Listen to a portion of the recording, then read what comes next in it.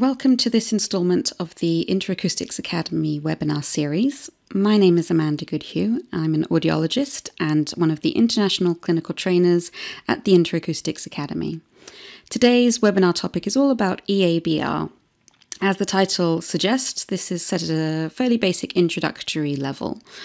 eABR is a tool that has its utility in the world of auditory implantable devices. So without further ado, let's move on to have a little think about cochlear implants. Now, these are devices which are surgically implanted and as a result, they are a lifelong commitment.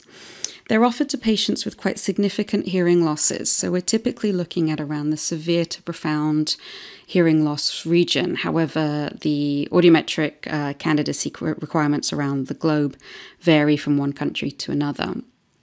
Typically, we're also looking at patients who are not doing well with their hearing aid, so where their hearing loss is not being successfully rehabilitated with hearing aid amplification, then we consider whether a referral or for a consideration of cochlear implantation might be suitable. I know in the UK, certainly, they've relaxed their candidacy requirements recently so that there are more people who lie in that severe hearing loss range will be considered suitable for cochlear implants who might previously not have met the criteria. So we're certainly seeing more and more cochlear implants being fitted and sort of being opened up to more people. Now, hearing loss prevalence is on the increase. If we look at 2012, we had 360 million people in the world, so that's a global figure, who had some form of hearing loss. When we got to 2019, that figure had risen to 466 million. And estimates, sort of predictions looking forward, place the number at 600 million by the time we get to 2030. And then by the time we get to 2050, the prediction suggests that we will have 900 million people across the globe who will have some form of hearing loss. Obviously, not all of these people will be suitable for cochlear implantation, but I just wanted to demonstrate how hearing loss is certainly on the increase, it's on the rise, it's not something that is going to go away in a hurry.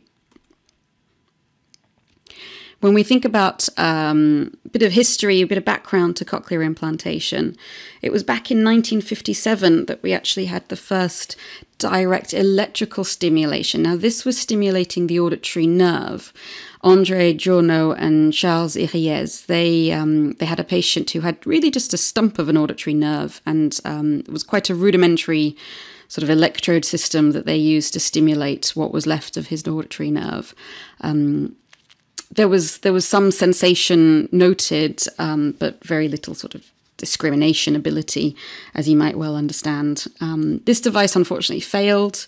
They then attempted another implantee, but again, that device failed. And those two scientists decided to sort of part ways at that point.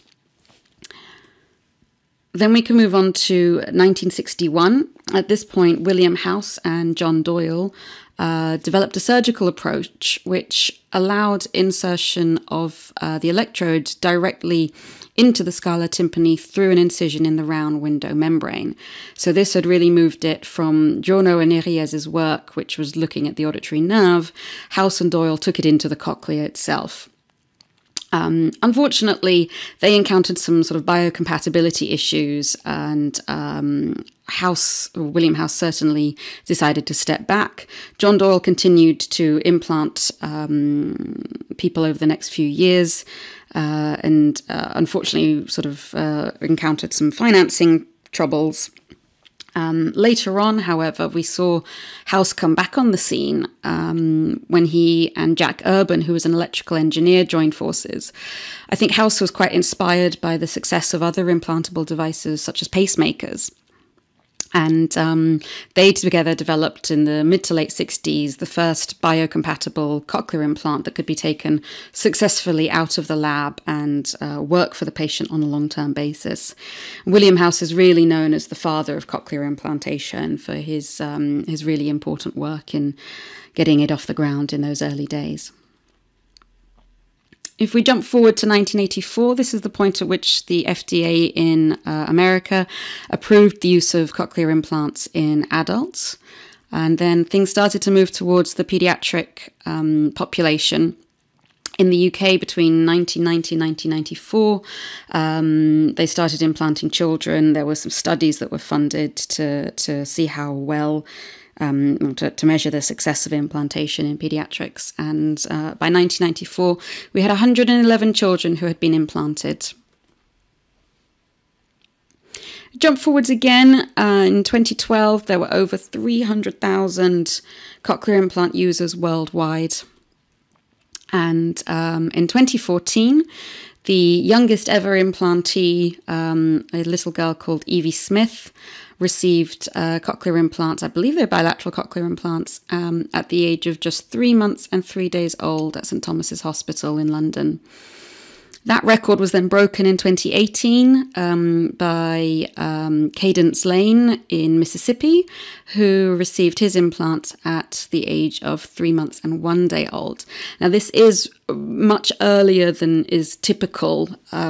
These two patients both received their implants incredibly early on because they unfortunately developed meningitis, which leads to ossification of the cochlea.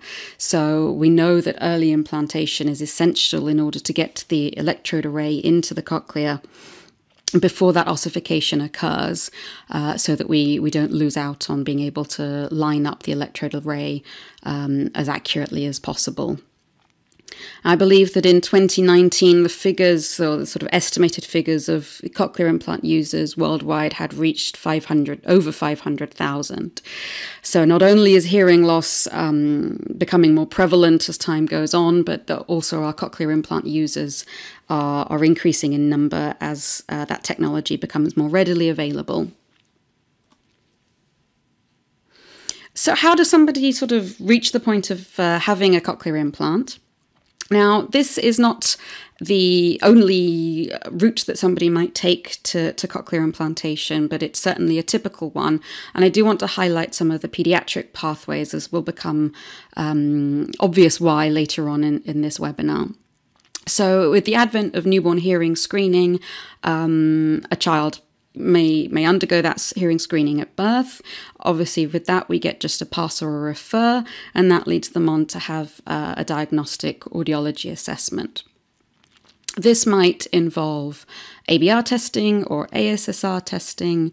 At this point as well, we ought to be doing something like cochlear microphonic assessment to look for auditory neuropathy spectrum disorder. And it's at this point that we start to sort of ascertain whether, for this particular patient, hearing aid rehabilitation is likely to be successful or not.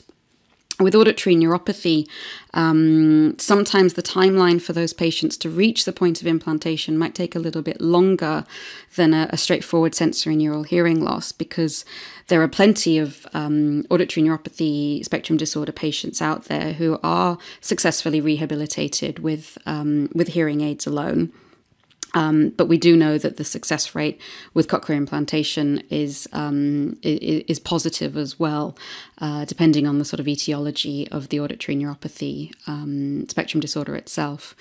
With the issue with hearing aids and auditory neuropathy is it often takes a lot longer to ascertain whether they're going to be having a positive or a negative, or whether the rehabilitation is going to be successful or not. However, with the introduction of cortical assessments, which are starting to be used more and more early on in the rehabilitation pathway and the evaluation of how successful hearing aids are, we are starting to get to a point where we are referring those patients who, for instance, have who aren't displaying any aided cortical responses with their hearing aids on. So we're able to get those auditory neuropathy patients into the implant pathway much sooner. Once they're along that pathway, there's a lot of assessments that take place, in particular, a lot of, in addition to the sort of diagnostic audiology, which may continue or be repeated, there's bone and tissue mapping using MRI and CT scanning. And this is really important to confirm somebody's physical suitability for an implant, and also to guide the surgeons for actually the physical implantation of the electrode array themselves.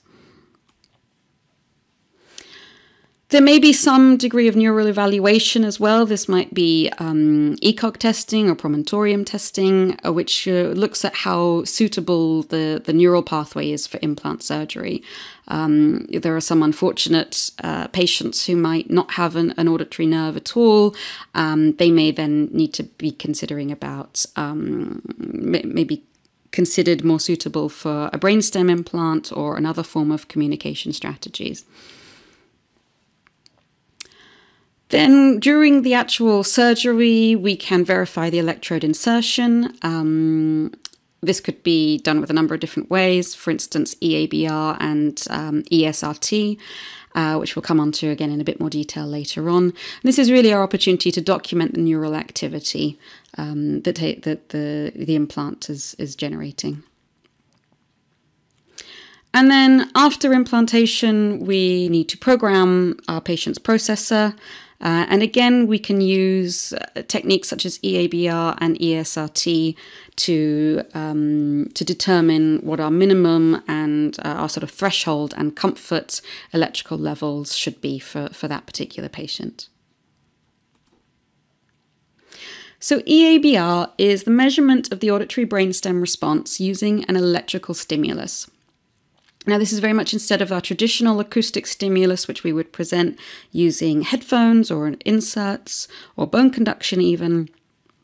In this instance, in eABR testing, it is the cochlear implant itself that provides the stimulus, and this stimulus then evokes the ABR response.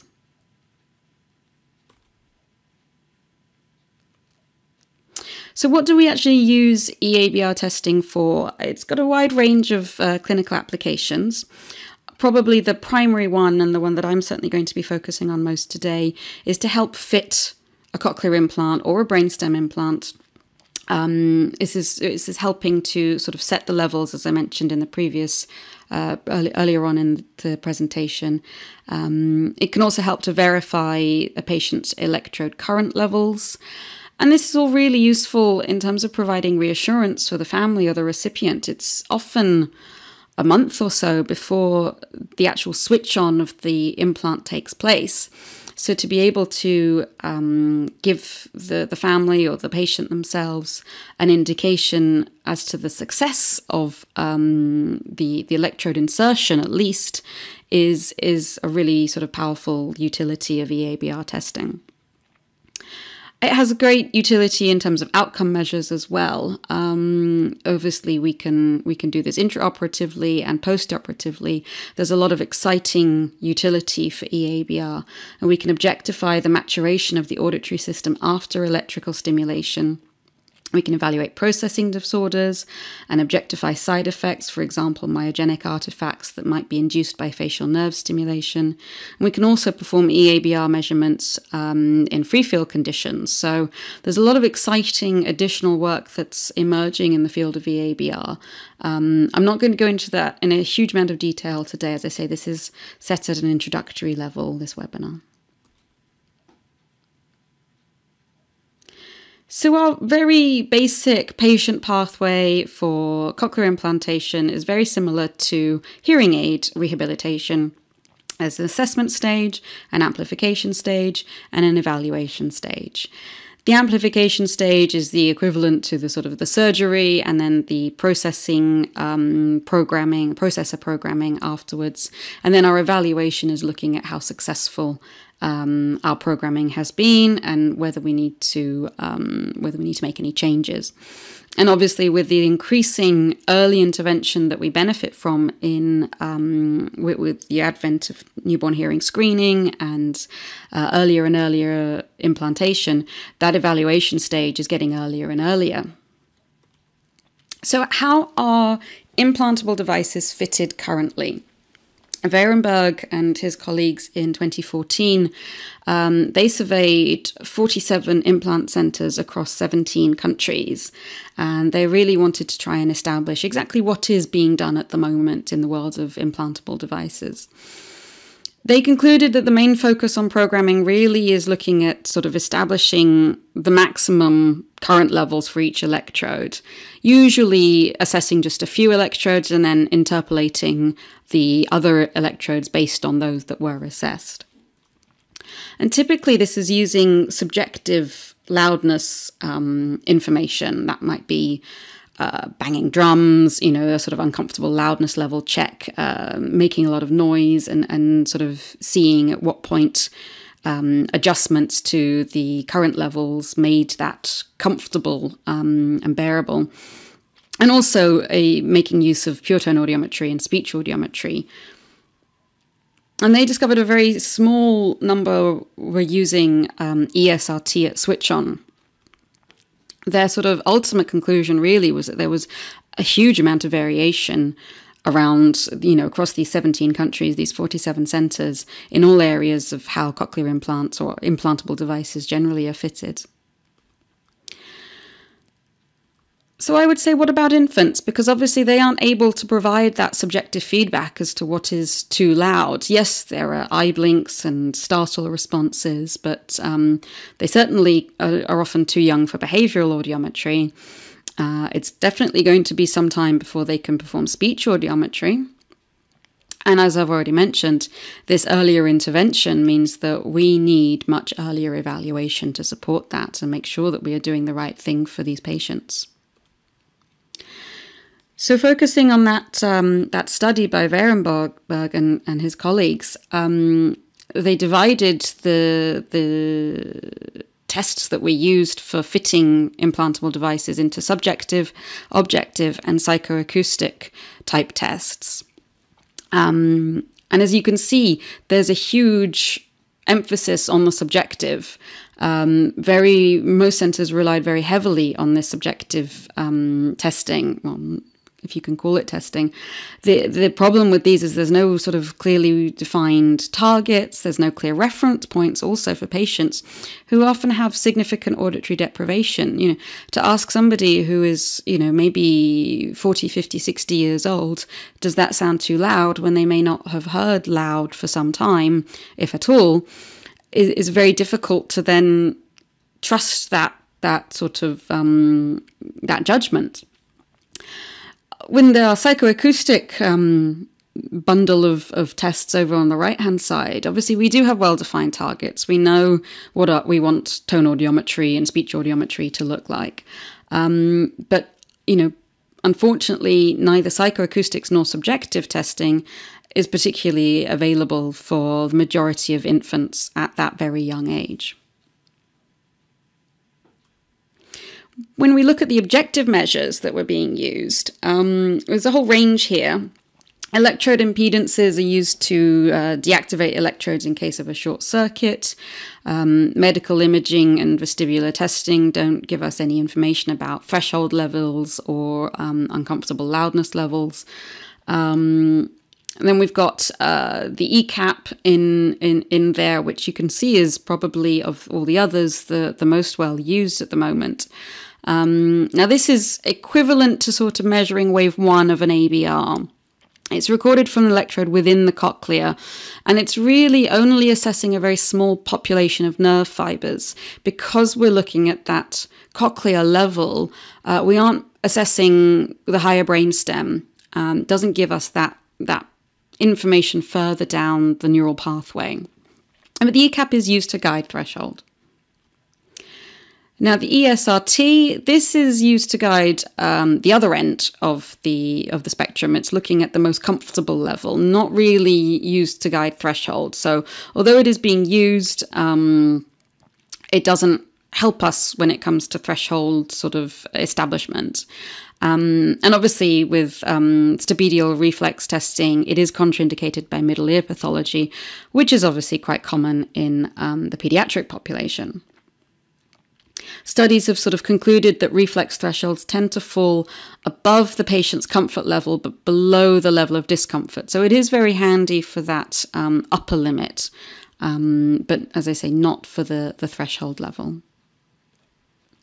Now, the eABR is really proposed as an alternative to the eCAP. It's recorded from a much greater population of nerve fibers, and it's used to guide thresholds. And in fact, studies have shown that we do get lower thresholds with eABR than we do with eCAP, so potentially more reliable than the eCAP. And we've also got ECOG and OAE in there, but those have a very similar problem to the eCAP, which is that they are measuring at that sort of cochlear level, or wave 1 in the case of ECOG, which doesn't tell us about the later aspects or later areas of the auditory pathway, the neural pathway. So the eCAP, this is also named Auditory Nerve Response Telemetry in Certain Systems, or the NRT response. This is, as I said earlier, measuring a fairly small population of nerve fibers. It's looking at the wave 1 region, so quite early on in the neural pathway. It's known to have poor reliability for ossification or malformations, and it's not very good for any individuals who do have a narrow dynamic range. We're getting higher thresholds with eCAP than eABR, which is not ideal. And we also have a very weak correlation between the eCAP and genuine threshold and maximum comfortable levels. And there's also quite high inter-subject variability with the eCAP compared with the eABR. The eABR is covering a much larger population of nerve fibers. It's looking at our wave 5 region, so much further down the neural pathway, which is giving us a lot more information because it's including all of the neural pathway up to that point. It is reliable for malformations, and we are getting much lower thresholds with eABR than with the eCAP. So the eABR is certainly highly recommended over the eCAP. Now, if we are going to be doing an eABR test, we need to prepare our patient. So we ideally want them lying down, preferably asleep in a quiet environment. We're looking for impedance values of our electrodes below 3 kiloohms. And we really, really, really want to keep our electrode cables away from our implant connections so that we avoid any interference. This is the recommended electrode montage. So we would have our positive on our high forehead, our negative on our chin, and we'd place our ground on the cheek closest to the implant.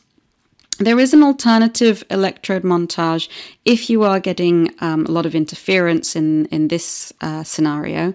You can have it set up as shown on the screen at the moment. So we keep our positive on the high forehead, we'd move our ground to the low forehead, and we would put our negative on the contralateral mastoid or earlobe, so we'd be recording contralaterally. This would be our equipment setup using the Eclipse from Interacoustics. We would have our typical ABR setup with our preamplifier, our electrodes, and our patient. But how we also need to have a cochlear implant on our patient. So we need a programming cable to connect the USB interface to the cochlear implant. We need a trigger cable to connect to that USB interface. And then we also need to make sure that we've got our computer with our CI software in there as well. In terms of our parameters, on the Eclipse, you need to make sure that you set the transducer to headphone. If we select insert, then there's going to be a correction factor applied incorrectly, so we don't want to do that. I'm going to stick with headphone.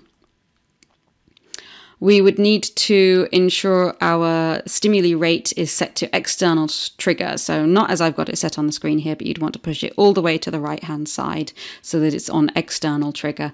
And that means it's going to work with the hardware setup that I showed you on the previous screen. In the intensity range, now this looks quite different to how you would normally expect to see it with an ABR, a traditional ABR test. And that's because these level values are designed to not indicate the stimulus level. That's being controlled by the cochlear implant software. This is indicating the number of the electrode on the implant, so that this is then displayed on your Eclipse software. You know which electrode you are assessing at a time. We want to disable our rejection, as it says on the screen, for eABR only. And in terms of our filter properties, those are set in the default protocol. However, for an infant eABR, you might prefer to reduce the low pass filter to 1500 Hertz. So our test procedure, we need to, in the Eclipse software, select which side our cochlear implant is in, so left or right. It's always a good start. Then we need to set our intensity level. Now remember, this isn't the level of intensity of stimulus. That is going to be set separately.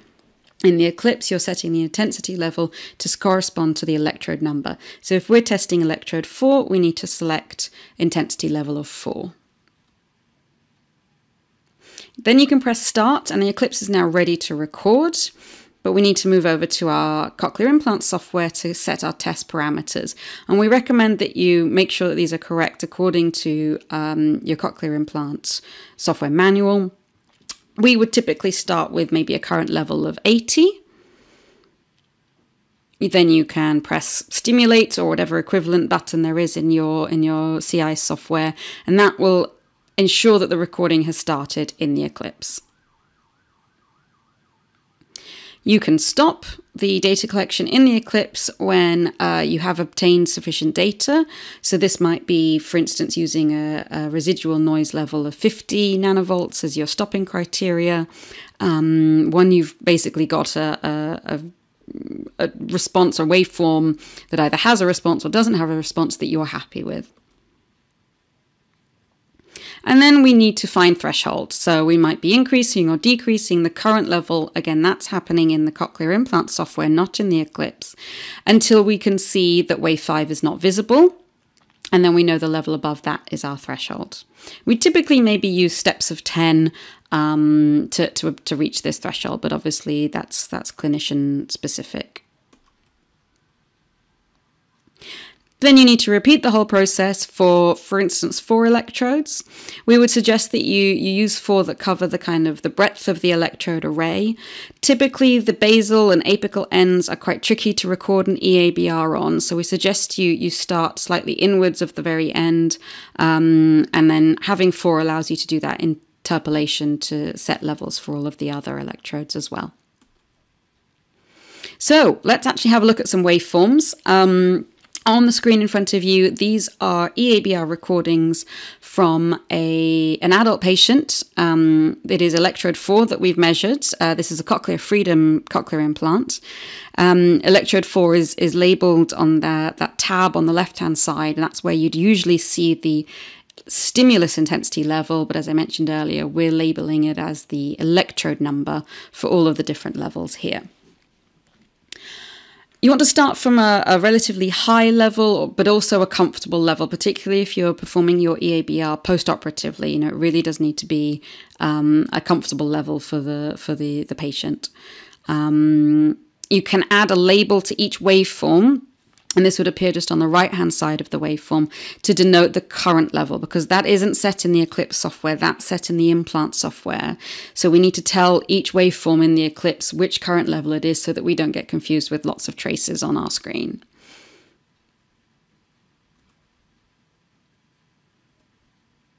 So what are we looking for with our waveforms?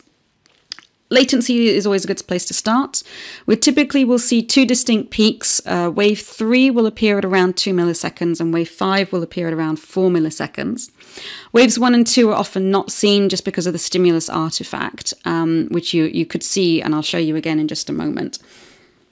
The shorter latencies, as you might notice here for our 3s and 5, wave 3 and 5, they're much shorter than traditional ABR, and this is because we're stimulating direct electrical stimulation. We don't have to go through the cochlear, we don't have to go through the ear canal, through the transducer. So we're reducing the sort of the pathway to directly from that cochlear implant. And we also don't see this latency shift with increasing intensity as well.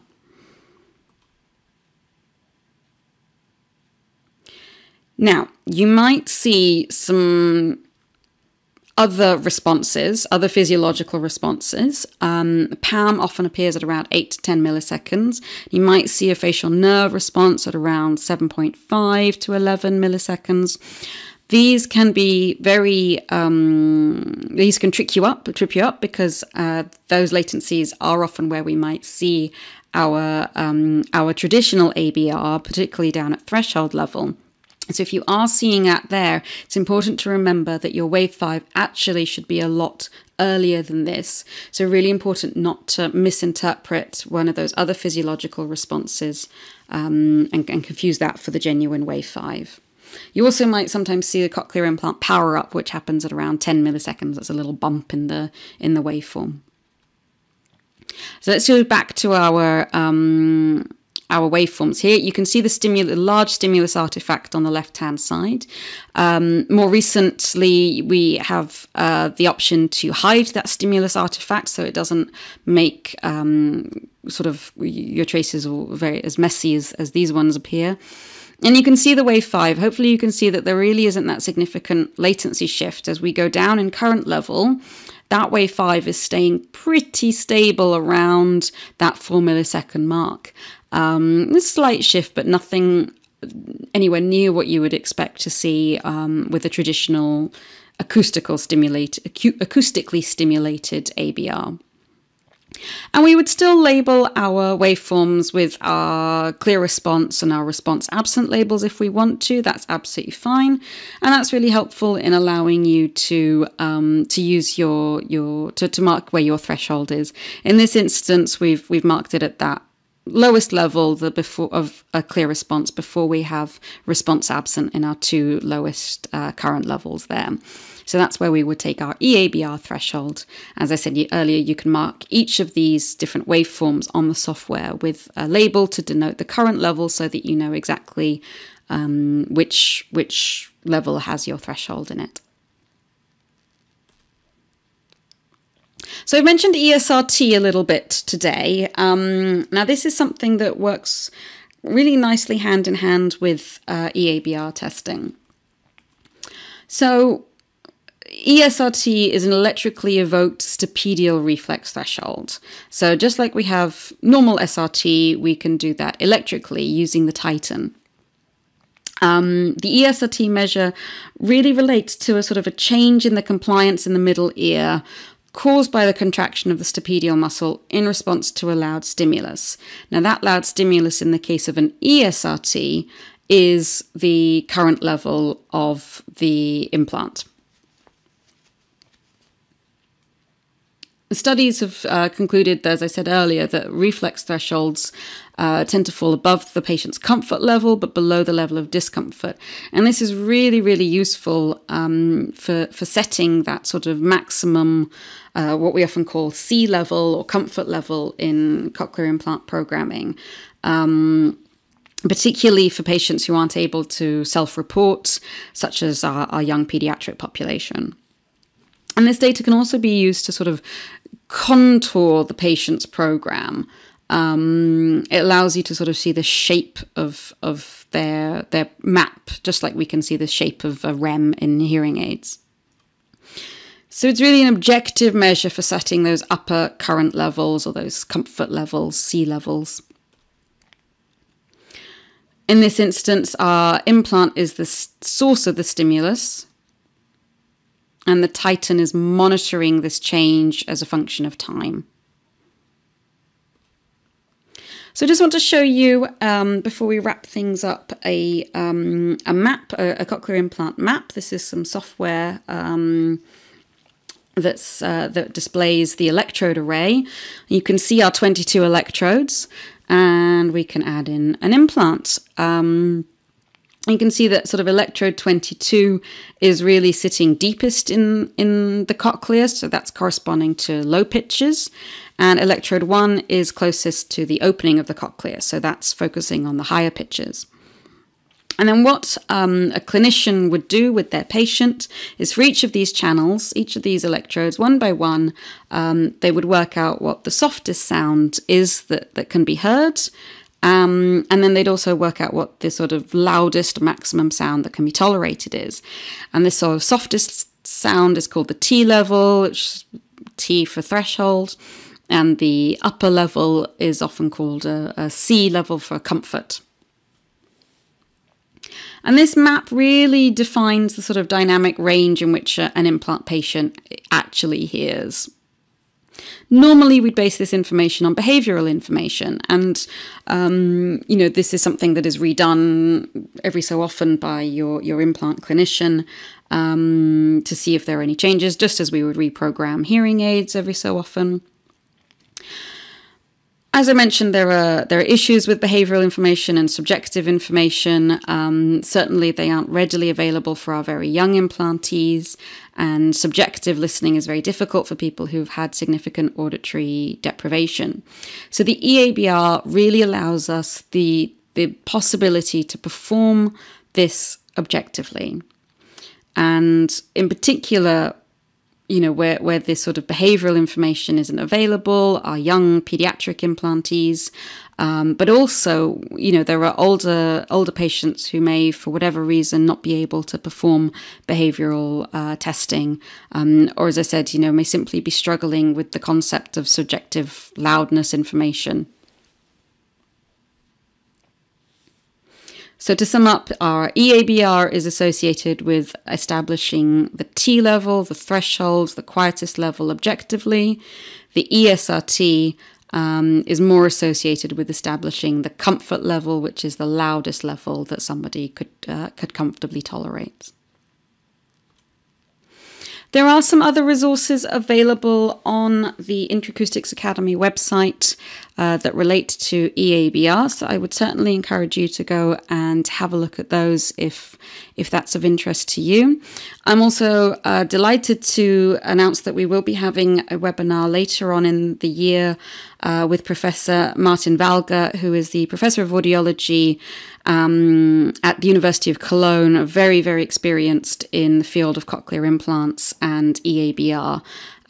So we're delighted to be welcoming him to the Interacoustics Academy for a webinar later on in the year. That date is yet to be confirmed, but if you are interested in something more of a deep dive into some of the additional applications of eABR testing, I would certainly encourage you to join us, to keep an eye out for that webinar and join us for that. If you do have any questions, we would be delighted to hear from you. So please do send those our way. Thank you ever so much for listening to me today. It's been an absolute pleasure. I do hope that you found this useful. As I said, any questions, do send them our way, academy@interacoustics.com. And thanks ever so much for listening.